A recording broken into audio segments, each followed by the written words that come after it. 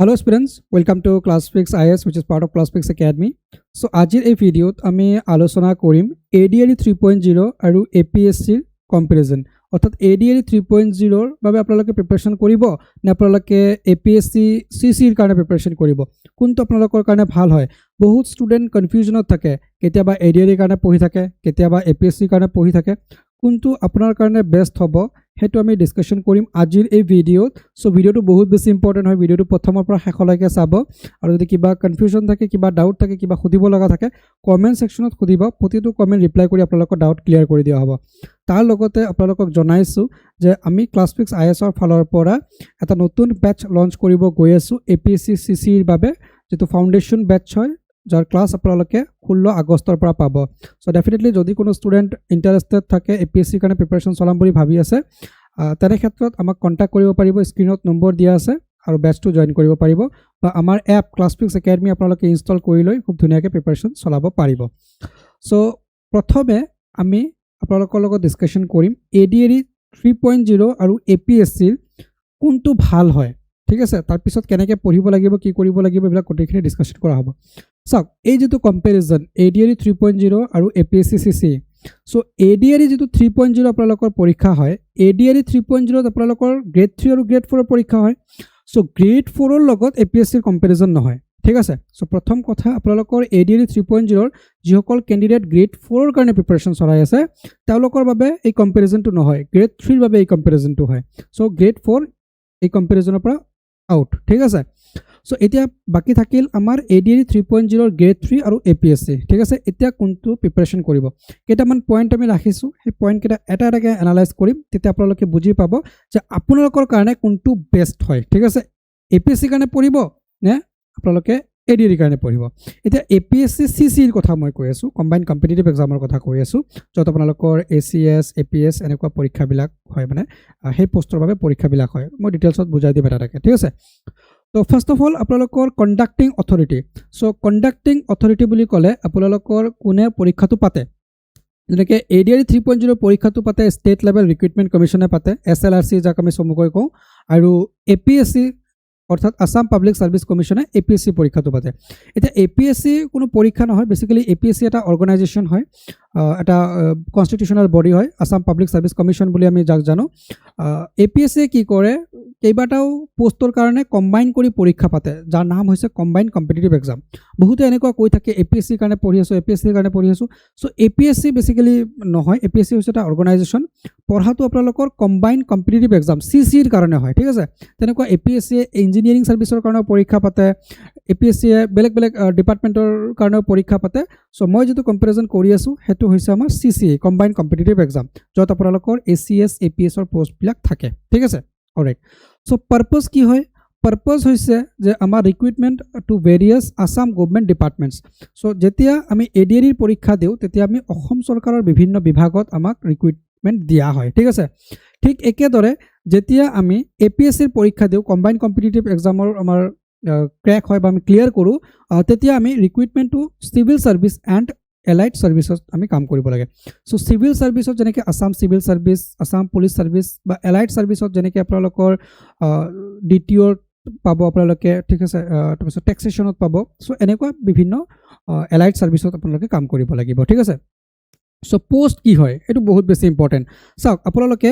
grade 4 ৰ post যেটো আছে হেতু ADRE 3.0 ত হয় কিন্তু কম্পাৰিজনত এটো নাই ঠিক আছে যদি আপোনালোকে ADRE 3.0 ৰ পৰীক্ষা দিয়ে তেতে গ্ৰেড 3 আৰু গ্ৰেড 4 দিব পাৰিব কিন্তু যদি APSC লগত কম্পেয়াৰ কৰে তেনে ক্ষেত্ৰত আপোনালোকে কম্পেয়াৰ কৰিব লাগিব কেৱল গ্ৰেড 3 লগত ঠিক আছে সো পোষ্ট লেভেল বুলি ক'লে আপোনালোকে গ্ৰেড 3 পাব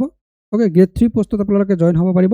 আৰু ইয়াতে আপোনালোকে যদি APSC CC ৰ পৰীক্ষা দিয়ে তেতিয়া হলে আপোনালোকে গ্ৰুপ A ঠিক আছে গ্ৰুপ A আৰু গ্ৰুপ B ৰ গেজেটেড অফিচাৰৰ পোষ্ট পৰ পাব ঠিক আছে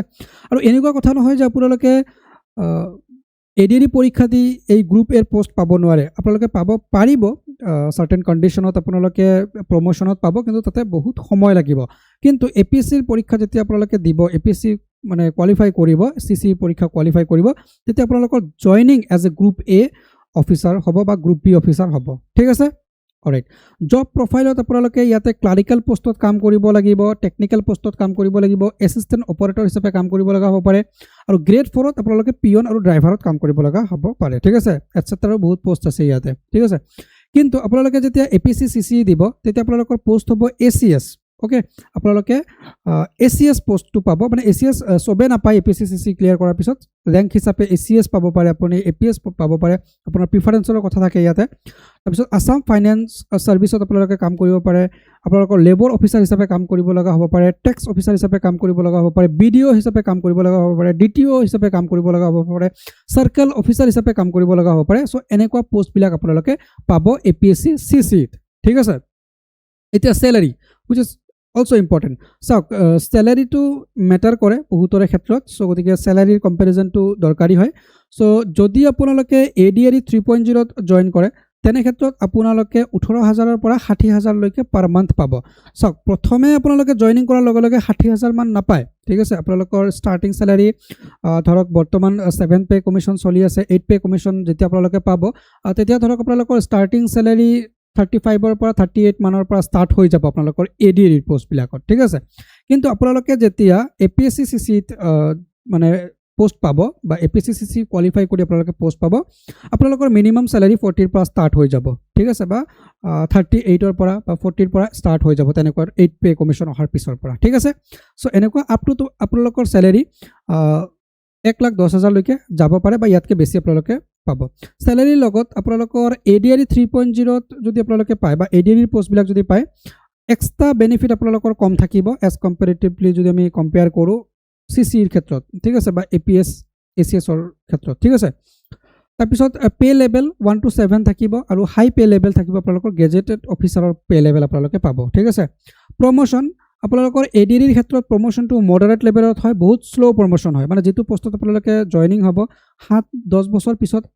প্ৰমোশন আপোনালোকে পাব ঠিক আছে কিন্তু APS ত আপোনালোকৰ বা ACS ত আপোনালোকৰ বা APSC CCE ত আপোনালোকৰ তেনেকুৱা নহয় মানে খুব ফ্ৰিকুৱেন্ট প্ৰমোশন আপোনালোকে পাব আৰু প্ৰমোশনৰ চান্সটো এক্সেলেন্ট থাকিব আপোনালোকৰ ঠিক আছে আপোনালোকৰ ওয়াৰ্ক এক্সপেৰিয়েন্সৰ কথা থাকে আপোনালোকৰ গোটেইখিনি ট্ৰেক ৰেকৰ্ড মেইনটেইন কৰা হয় আপোনালোকে কেনেকুৱা কাম কৰে সেই হিচাপত আপোনালোকৰ প্ৰমোশন দিয়া হয় কিন্তু প্ৰমোশনটো বহুত হাই হয় ঠিক আছে আৰু ইয়াতে আপোনালোকৰ এটা কথা মনত ৰাখিব লাগিব হেতু হৈছে জব লোকেশন ADRE ক্ষেত্ৰত আপোনালোকে যেটো ডিপাৰ্টমেন্টত পাব যেটো অফিসত পাব হেতু অফিসতে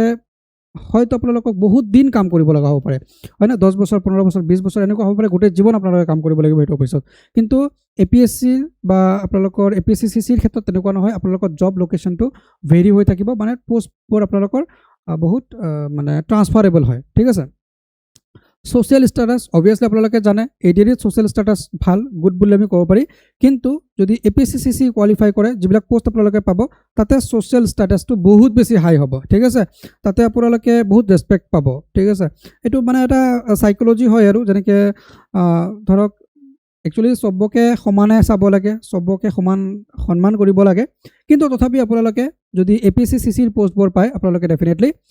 বহুত বেছি সোশ্যাল ৰেসপেক্ট পাব কাৰণ আপোনালোকে যেটো ডিপাৰ্টমেন্টত কাম কৰিব যেটো অফিসত কাম কৰিব তাৰে টপ লেভেল পোষ্টটো আপোনালোকে পাব সো অবভিয়াসলি পোষ্টটো আপোনালোকৰ ভাল হোৱাৰ গতিকে আপোনালোকে সন্মানটো বেছিকে পাব ঠিক আছে এটা জবৰ ডিফিকাল্টি লেভেলটো কেনেকুৱা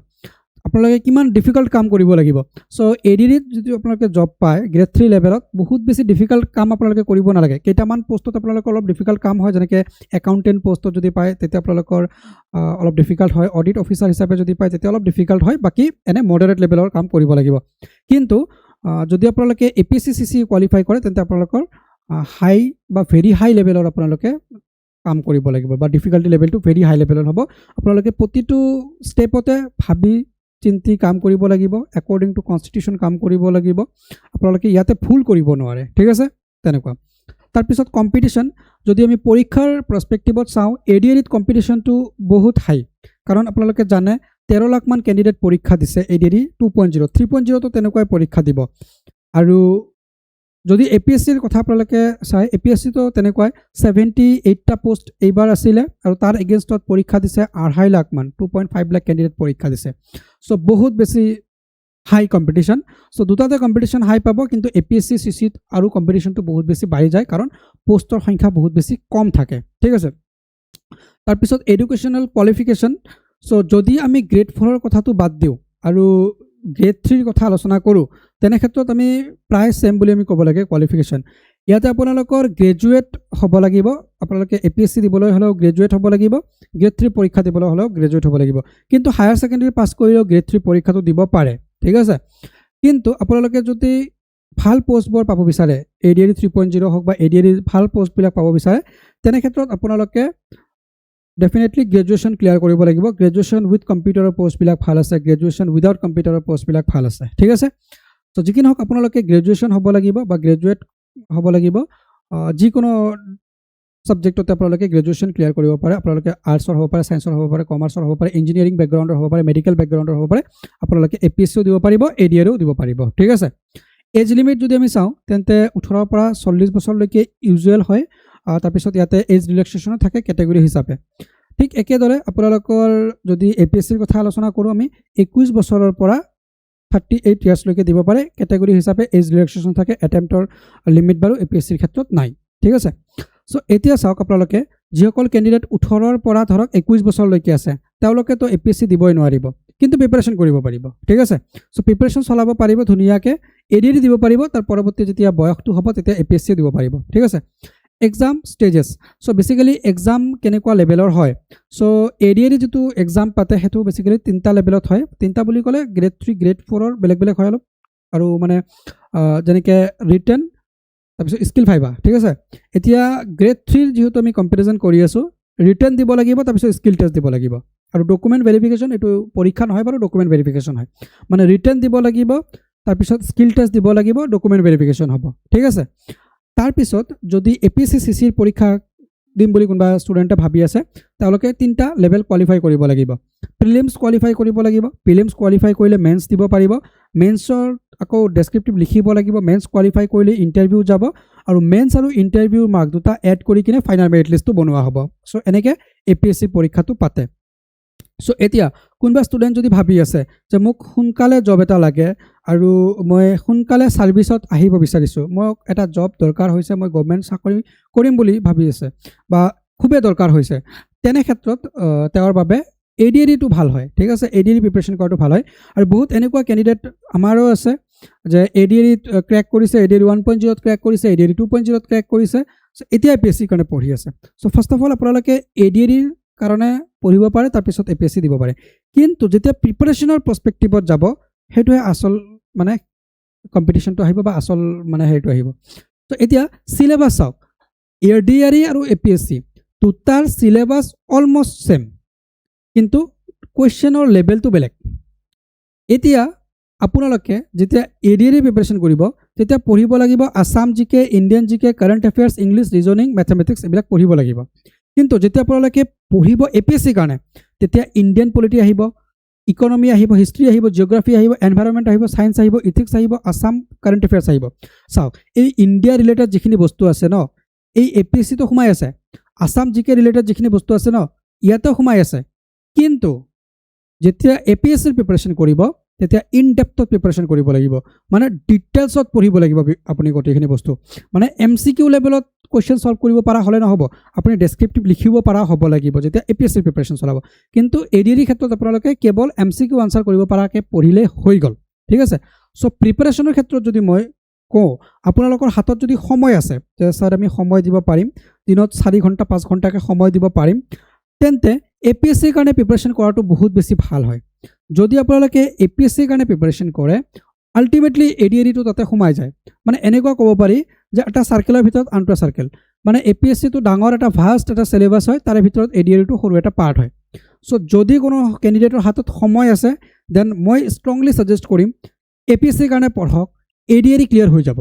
আৰু আপোনালোকে যদি স্ট্যাটিক্স মানে উঠাই চাই যদি আপোনালোকে ডাটা উঠাই চাই তেনে ক্ষেত্ৰত আপোনালোকে চাব ADRE 1.0 তো যিসকল ক্যান্ডিডেট APSC কাৰণে পঢ়ি আছে তেওঁলোকে ম্যাক্সিমাম পাইছে ADRE 2.0 তো যিসকল ক্যান্ডিডেট APSC কাৰণে পঢ়ি আছে তেওঁলোকে বেছিকৈ পাইছে সো সেইভাবে মই কৈছো যদি প্ৰিপাৰেচন কৰি আছা APSC কাৰণে পঢ়া আৰু APSC প্ৰিপাৰেচনত অবিয়াসলি অলপ টাইম কনজিউম হ'ব টাইম দিব লাগিব পইচাৰো দৰকাৰ আছে স্টাডি মেটেৰিয়েলছ কিনিব লাগিব হয়তো দৰকাৰ হলে কোৰ্সও জয়েন কৰিব লগা হ'ব পাৰে APSC কাৰণে সব বস্তু ফ্ৰিলি এভেইলেবল আপোনালোকে নাপায় কিন্তু ADRE কাৰণে পাই যাব ইউটিউবতো পাব বা গুগলতো পাব কিন্তু APSC কাৰণে সব বস্তু ৰেডিমেড নাপায় আপোনালোকে তাৰ বাবে হয়তো অলপ পইচাও খৰচ কৰিব লগা হ'ব পাৰে এডিআৰিৰ কাৰণে কৰিব লাগিব কিন্তু এপিএছচিত অলপ বেছি পইচা খৰচ কৰিব লাগে ঠিক আছে যদি কোনো ষ্টুডেণ্টৰ ফাইনেন্সিয়েল বেকগ্ৰাউণ্ড একেবাৰে উইক হয় তেওঁলোকে এডিআৰিৰ কাৰণে পঢ়িব পাৰে কিন্তু যদি অলপ ফাইনেন্সিয়েলি ষ্ট্ৰং হয় ঠিক আছে ফাইনেন্সিয়েল ষ্টেবল আছে আৰু নিজে কিবা এটা কামত এংগেজ হৈ আছে কাম কৰি আছে মান্থলি 10,000 12,000 15,000 20,000 আহি আছে দেন মই ষ্ট্ৰংলি সাজেষ্ট কৰিম এপিএছচিৰ কাৰণে পঢ়িব লাগে ঠিক আছে মেথমেটিক্স আৰু এপ্টিটিউডৰ ক্ষেত্ৰত আমাৰ কেণ্ডিডেটসকলে মাৰ খাই যায় চ' এডিআৰিত যদি বেছিক লেভেলৰ মেথ হয় তথাপি ক্লিয়াৰ হৈ যাব কিন্তু আপোনালোকৰ এডিআৰিত বেছিক লেভেলৰ মেথডে ক্লিয়াৰ নহয় এডিআৰিত অলপ এডভান্স লেভেলৰ জানিব লাগে বেছিকেলি চি সেটৰ কুৱেশ্যনবিলাক অলপ ঘূৰাই পকাই দিয়ে কিন্তু পাৰা যায় এনেকুৱা নহয় যে পাৰা নাযায় অলৰাইট চ' ৰিজনিং হাই ইম্পৰ্টেঞ্চ থাকিব লাগিব আৰু এপিএছচিৰ ক্ষেত্ৰত ৰিজনিঙৰ ইমান এটা গুৰুত্ব নাই ঠিক আছে ৰিজনিং আমি কম জানিলেও এপিএছচি ভালকৈ দিব পাৰিম ঠিক আছে ইংলিছ আমি বেছিক জানিব লাগিব আৰু এপিএছচিৰ ক্ষেত্ৰত আমাৰ ইংলিছটো অলপ এডভান্স জানিব লাগিব কেৱল ৰিডিং স্কিল থাকিলে নহ'ব ৰাইটিং স্কিলো থাকিব লাগিব ইংলিছৰ ৰিডিং কম্প্ৰিহেনশ্যনো থাকিব লাগিব এডভান্স কম্প্ৰিহেনশ্যন আমাৰ জানিব লাগিব ঠিক আছে এছে ৰাইটিং আমাৰ এডিআৰিত নাথাকে কিন্তু আমাৰ এপিএছচিত থাকিব ঠিক আছে এতিয়া চাওক আপোনালোকৰ চিলেবাছ অভাৰলেপ চ' যদি আপোনালোকে এডিআৰিৰ কাৰণে পঢ়ে আপোনালোকৰ ধৰক 50 to 60% কভাৰ হৈ যাব এপিএছচিৰ কাৰণে কিন্তু আপোনালোকে যদি এপিএছচিৰ কাৰণে পঢ়ে আপোনালোকৰ 90 to 95% আপোনালোকৰ কভাৰ হৈ যাব এডিআৰিৰ কাৰণে চ' এতিয়া আপোনালোকে ডিচাইড কৰক কোনটো পঢ়িব যিটো পঢ়িলে আপোনালোকৰ 90% ক্লিয়াৰ হৈ যায় 95% ক্লিয়াৰ হৈ যায় সেইটো পঢ়িব নে এডিআৰিৰ কাৰণে পঢ়িব য'ত আপোনালোকৰ 50 to 60% জিএছ কভাৰ হয় মই ষ্ট্ৰংলি সাজেষ্ট কৰিম এপিএছচিৰ কাৰণে যদি আপোনালোকে জিএছ পঢ়ে এডিআৰিৰ কাৰণে আপোনালোকৰ হৈ যাব গতিকে আপোনালোকে এপিএছচিৰ কাৰণে পঢ়ক ঠিক আছে প্ৰিপাৰেশ্যনৰ টাইম যদি চাওঁ আমি 4 পৰা 8 মাহ সময় আমাক লাগে এডিআৰিৰ কাৰণে প্ৰিপাৰেশ্যন কৰিবলৈ ভালকৈ এক্সাম এটা ক্ৰেক কৰিবলৈ আৰু এপিএছচিৰ কাৰণে যদি আমি পঢ়িব যাওঁ তেতিয়াহ'লে আমাক 1 পৰা 2 বছৰ সময় লাগে অলপ টাইম কনজিউমিং হয় অলপ সময় দিব লাগে অলপ ডিটেইলছত পঢ়িব লাগে ঠিক আছে কেৰিয়াৰ গ্ৰথ ভাল এডিআৰিত বেয়া নহয় মডাৰেট বুলি ক'ব পাৰি কিন্তু কেৰিয়াৰ গ্ৰথ যদি আপুনি এপিএছচি চিচিৰ কথা কয় এক্সেলেণ্ট কেৰিয়াৰ গ্ৰথ মানে আপুনি যেনেকুৱা লেভেলৰ জব বিচাৰে যেনেকুৱা ছ'চিয়েল ষ্টেটাছ বিচাৰে যেনেকুৱা আপোনালোকৰ জব ছিকিউৰিটি বিচাৰে যেনেকুৱা পাৱাৰ এণ্ড অথৰিটি বিচাৰে যেনেকুৱা আপোনালোকৰ মানে জব প্ৰফাইল বিচাৰে গোটেইখিনি আপোনালোকে এপিএছচিত পাব চ' এক্সেলেণ্ট হয় আপোনালোকে এজ এ ডিচি হৈও ৰিটায়াৰ হ'ব পাৰে এপিএছচিৰ ফালৰ পৰা যদি আপোনালোকে ৰিক্ৰুইট পায় এপিএছচি মানে এচিএছত যদি জইন হয় ঠিক আছে চ' কেতিয়াবা মই ডিছকাছ কৰিম এপিএছচিৰ ডিফাৰেণ্ট পোষ্টবিলাকৰ প্ৰমোশ্যন কেনেকুৱা হয় আপোনালোকে যদি বিচাৰে কমেণ্টত জনাই দিব মই ডেফিনেটলি জনাম বা ভিডিঅ' বনাই প্ৰস্তুত কৰি দিম ট্ৰান্সফাৰৰ ক্ষেত্ৰত যদি আমি চাওঁ মডাৰেট ট্ৰান্সফাৰ এডিআৰি ট্ৰান্সফাৰ বহুত শ্ল' হয়তো আপোনালোকৰ জীৱনত এবাৰ বা দুবাৰে ট্ৰান্সফাৰ হ'ব মেক্সিমাম ঠিক আছে বা গোটেই ছাৰ্ভিচ পিৰিয়ডত আপোনালোকৰ 2 পৰা 3 বাৰ ট্ৰান্সফাৰ হ'ব পাৰে মেক্সিমাম কিন্তু আপোনালোকে যদি এপিএছচি চিচিত হয় তেনে ক্ষেত্ৰত আপোনালোকে প্ৰতি 2 বছৰ বা 3 বছৰৰ মূৰে মূৰে আপোনালোকৰ ট্ৰান্সফাৰ হ'ব মেক্স টু মেক্স 3 ইয়াৰ্ছ আপোনালোকে এটা লোকেশ্যনত কাম কৰিব তাৰপিছত ট্ৰান্সফাৰ হ'বই চ' আপোনালোকে যদি 30 ইয়াৰ্ছৰ ছাৰ্ভিচ পিৰিয়ড হয় আপোনালোকৰ 30 বছৰ আপোনালোকে যদি কাম কৰে তেন্তে 10টা লোকেশ্যনত আপোনালোকে কাম কৰিব লাগিব বা 10টা ডিফাৰেণ্ট লোকেশ্যনত আপোনালোকে কাম কৰিব পাৰিব তাৰে এক্সপিৰিয়েঞ্চ আপোনালোকে পাব চ' যদি কোনোবা কেণ্ডিডেট এনেকুৱা আছে যে মানে ডিফাৰেণ্ট লোকেশ্যনত কাম কৰি ভাল পায় ঠাই বহুত ঘূৰি ভাল পায় তাৰ ক্ষেত্ৰত এপিএছচিটো ভাল হ'ব তো যি কি নহওক এপিএছচিৰ পঢ়াটো সেইটো ফেক্টৰৰ ওপৰত ডিপেণ্ড নকৰে তো মুঠৰ ওপৰত কথাটো হ'ল যদি আপোনাৰ ইণ্টাৰেষ্ট আছে এপিএছচিৰ ক্ষেত্ৰত বা এপিএছচি আপোনালোকে দিম বুলি ভাবিছে তেন্তে এডিআৰিৰ কথা পাহৰি যাওক এডিআৰি ভুলি যাওক একেবাৰে এপিএছচিৰ কাৰণে পঢ়ি থাকক এডিআৰি কভাৰ হৈ যাব